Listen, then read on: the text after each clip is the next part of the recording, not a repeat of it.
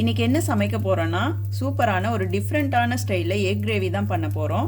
இதை முகலாய் எக் கிரேவின்னு சொல்லுவாங்க. வாங்க எப்படி செய்யலாம், என்னென்ன பொருள் சேர்க்கலாம் அப்படின்றத பார்க்கலாம்.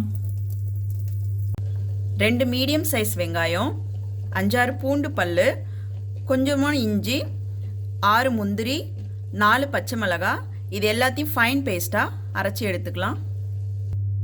ஃபைன் பேஸ்ட்டாக அரைச்சி எடுத்தாச்சு. ஒரு பேன் நல்லா ஹீட் பண்ணிக்கலாம். ஒரு துண்டு பட்டை, 3 லவங்கப்பூ, பிரிஞ்சி இலை அரை துண்டு, ஏலக்காய் 3-4, அன்னாச்சி பூ 1, கல்பாசி கொஞ்சமாக எடுத்து இதை ஆயிலெலாம் போடாமல் இதில் போட்டு லைட்டாக ஹீட் பண்ணிக்கலாம். லைட்டாக ரோஸ்ட் பண்ணி விட்டுறலாம். 3 டேபிள் ஸ்பூன் ஆயில் ஆட் பண்ணிக்கலாம்.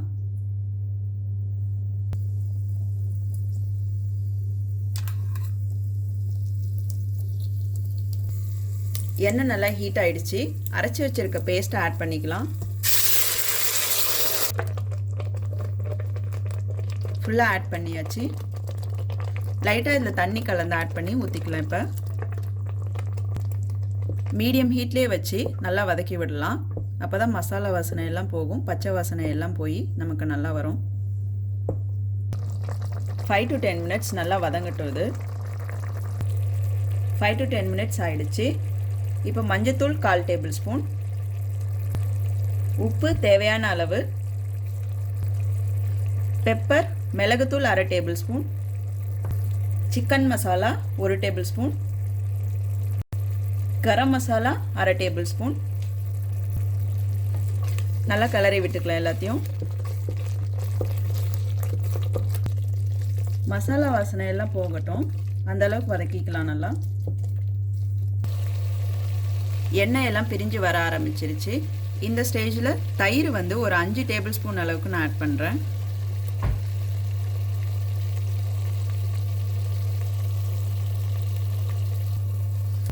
கூடவே 1 டேபிள் ஸ்பூன் அளவுக்கு கஸ்தூரி மேத்தி எடுத்து ஆட் பண்ணிக்கலாம். ரெண்டையும் நல்லா மிக்ஸ் பண்ணி விட்டுக்கலாம். நல்லாவே குக் ஆகட்டும். ஒரு 5 to 10 மினிட்ஸ் மசாலா எல்லாம் பிரிஞ்சு மறுபடியும் நல்லா வர அளவுக்கு குக் பண்ணிக்கலாம். இதை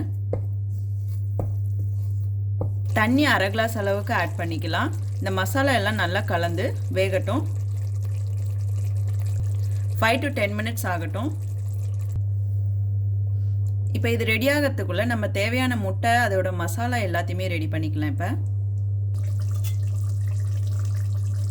ஒரு பேன் நல்லா ஹீட் பண்ணிக்கலாம். 1 டேபிள் ஸ்பூன் ஆயில் அப்ளை பண்ணிக்கலாம். கொஞ்சம் மஞ்சத்தூள், உப்பு தேவையான அளவு, பெப்பர் 1/4 டேபிள் ஸ்பூன், ஜீரக பவுடர் 1/4 டேபிள் ஸ்பூன், மிளகாத்தூள் 2 சிட்டிகை, தனியாத்தூள் 2 சிட்டிகை. இந்த ஆயிலில் நல்லா கலந்து விட்டுடலாம் மசாலாவை.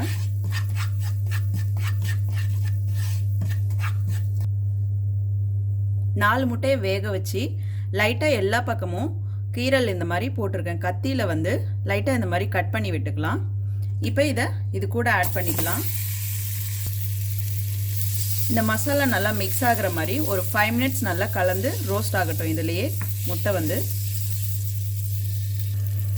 இந்த அளவுக்கு ரோஸ்ட் ஆகிடுச்சு.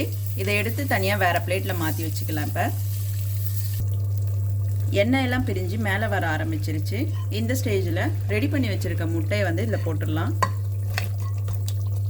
இல்லை கொஞ்சமாக 1/2 கிளாஸ் அளவுக்கு தண்ணி ஆட் பண்ணிக்கலாம். இதில் இப்போ நல்லா கலந்து விட்டுடலாம். ஒரு 5 to 10 மினிட்ஸ் இதை நல்லா கவர் பண்ணி வச்சுட்டு குக் ஆகட்டும். அதுக்கப்புறம் ஓப்பன் பண்ணிக்கலாம். நல்லாவே கொதி வந்துருச்சு. கடைசியாக கொத்தமல்லி 1 கைப்பிடி அளவுக்கு பொடிசாக நறுக்கி ஆட் பண்ணிவிட்டு நல்லா மிக்ஸ் பண்ணி விட்டு இறக்கிடலாம். இப்போ சர்வ் பண்ணிக்கலாம். வாங்க. சூப்பரான எக் கிரேவி ரெடி ஆயிடுச்சு. இதை முகலாய் எக் கிரேவின்னு சொல்லுவாங்க. இந்த கிரேவியை நீங்களும் வீட்டில் ட்ரை பண்ணிட்டு எப்படி இருக்குன்னு கமெண்ட்ல சொல்லுங்க.